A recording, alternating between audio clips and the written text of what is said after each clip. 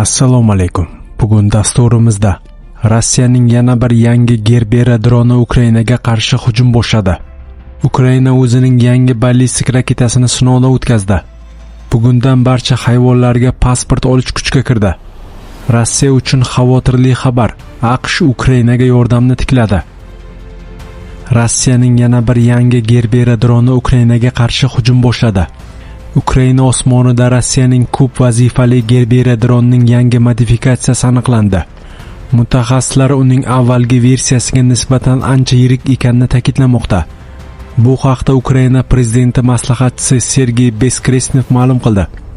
Beskresnevning aytishicha, yangi dronning eng ko'zga tashlanadigan xususiyati o'lchamining ancha kattaligi. Osmonda Gerberaning yangi versiyasi paydo bo'ldi. U oddiy modelga nisbatan ancha katta, dedi u. Shuningdek, u qo'lida ushbu dronning yangi namunasi bo'lgan shaxslardan mutaxassislar bilan bog'lanishni so'radi. Uning ta'kidlashicha, dronning konstruksiyasi va imkoniyatlarini o'rganish Rossiya qo'llayotgan yangi texnologiyalarni aniqlash uchun muhim ahamiyatga ega. Gerbera oddiy kamikadze dron emas, balki turli vazifalarni bajara oladigan ko'p funksiyali uchuvchisiz platforma hisoblanadi. U Rossiyaning Geran 2 droniga arzonroq muqobil sifatida ishlab chiqilgan. Uning asosiy afzalliklari ishlab chiqarish ancha arzon, konstruksiyasi soddaroq, ommaviy ishlab chiqarish imkoni mavjud. Rossiyaning asosiy maqsadi qimmatbaho shahid dronlarni ikkinchi darajali vazifalarga sarflamaslik, arzon va ko'p miqdorda ishlab chiqarish mumkin bo'lgan dron yaratish. Ochiq manbalarda keltirilgan ma'lumotlarga ko'ra, bazaviy Gerbera quyidagi xususiyatlarga ega: uzunligi taxminan 2 metr, qanotlar yoyilishi 2,5 metr, maksimal og'irligi taxminan 18 kilogramm, tezligi soatiga 160 kilometrgacha, uchish masofasi konfiguratsiyasiga qarab 300-600 kilometr. Dron korpusi arzon materiallardan tayyorlangan, jumladan fanera, penoplast, plastik detallar. Mutaxassislar ta'kidlashicha, Gerberaning eng muhim vazifalaridan biri Ukraina havo mudofaa tizimini ortiqcha yuklama bilan to'ldirish, ya'ni uning resurslarini sarflashga majbur qilishdir. Ukraina o'zining yangi ballistik raketasini muvaffaqiyatli sinovdan o'tkazdi. Bu haqda sobiq mudofaa vaziri Mikhail Fyodorov ma'lum qildi. U bugungi kunda Rossiyaning ballistik raketalari eng katta muammo bo'lib qolayotganini aytdi. Ukraina Patriot tizimlari uchun PAK-2 va PAK-3 raketalarini Yevropa davlatlari moliyalashtiradigan dastur doirasida olmoqda. Xaridlar esa AQShda amalga oshiriladi. Biroq bunday yetkazib berish hajmi yetarli emas, chunki ishlab chiqarish sur'ati Rossiya hujumlarining shiddatiga ortda qolmoqda. Fyodorovning tushuntirishicha, Rossiya bir oy yoki hatto bir hafta ichida Ukraina hamkorlaridan bir necha oy davomida oladigan miqdordan ko'proq ballistik raketa qo'llashi mumkin. Amerika ta'minotidan tashqari Ukraina Yevropa mamlakatlari zaxirasidagi raketalardan ham foydalanadi, dedi u. Sobiq vazir aksariyat ittifoqchilarining zaxiralari o'ta cheklanganini qo'shimcha qildi. O'z navbatida Ukraina prezidenti Vladimir Zelenskiy ham yangi ballistik raketalar muvaffaqiyatli sinovdan o'tganini tasdiqladi. Ammo u ham sobiq vazir kabi boshqa ma'lumotlarni ochiqlamadi. Zelenskiy Ukraina o'zining raketa va uchirish qurilmalarini yaratishga to'liq qodirligini aytdi. Hamkorlar esa zarur komponentlar, radar, datchik va boshqa uskunalarni yetkazib berishda ko'maklashadi. Umid qilamizki, 2026-2027 yillarda Ukraina kerakli natijalarga erishadi, dedi Zelenskiy.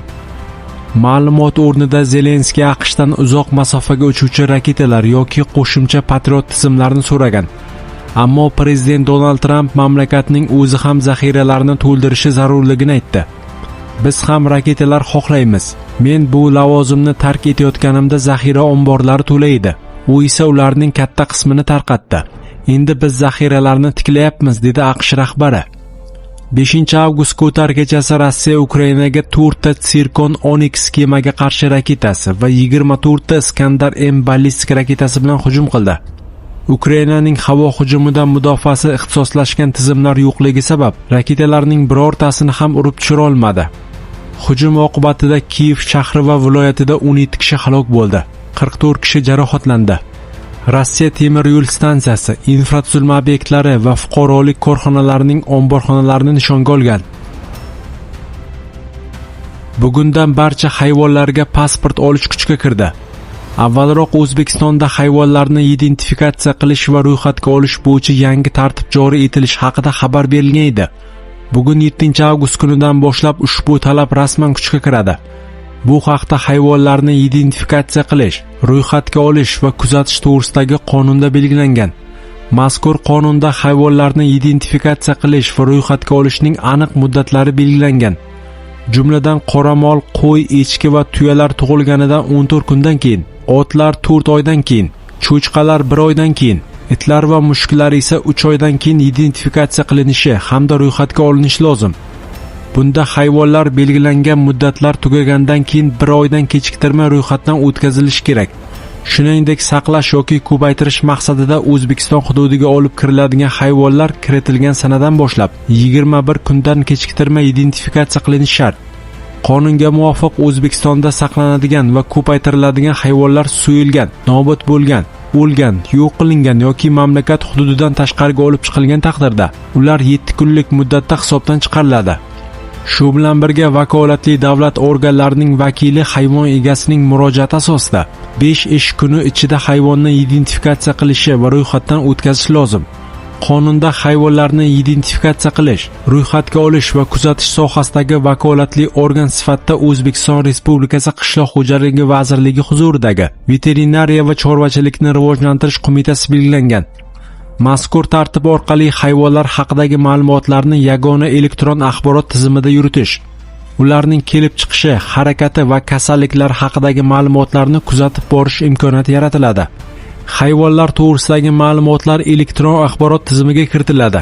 Ushbu tizimda hayvonning egasi, identifikatsiya raqami, hayvon haqidagi ma'lumotlar, uning harakati, shuningdek kasalliklarning oldini olish, tashxis qo'yish va davolashga oid ma'lumotlar saqlanadi. Rossiya uchun xavotirli xabar. AQSh Ukrainaga yordamni tikladi. AQSh Ukraina bilan razvedka ma'lumotlarini ulashishni qayta yo'lga qo'ydi. Bu haqda Politico nashri xabar berdi. AQSh va Ukraina o'rtasidagi razvedka sohasidagi hamkorlik avvalgi yuqori darajasiga qaytdi, deyiladi maqolada. AQSh Senatining razvedka qo'mitasi a'zosi Mark Warner bu hamkorlik yaxshilangandan dalolat berishini aytdi. Uning fikricha, bu ma'lumotlar Kiyevga Rossiyaning 4 yillik urushda ustunlikka erishishga yordam bermoqda. Ukraina qurolli kuchlari taqdim etilgan ma'lumotlardan Rossiya hududlaridagi operatsiyalarni o'tkazishda foydalanmoqda.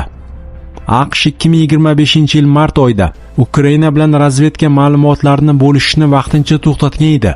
Biroq keyinchalik bu hamkorlik bosqichma-bosqich tiklana boshladi. Qo'shma Shtatlar davlat kotibi Marko Rubio 2026-yil iyun oyi boshida Washington xolis vositachi emasligini va ochiqchasiga Kiyev tarafda turganini ta'kidladi. Shuningdek, o'shanda AQSh davlat kotibi har qaysi tomonning yon berishda hech qanday ijobiy narsa ko'rmayotganini va diplomatik muzokaralar natija bermaganini qo'shimcha qilgandi.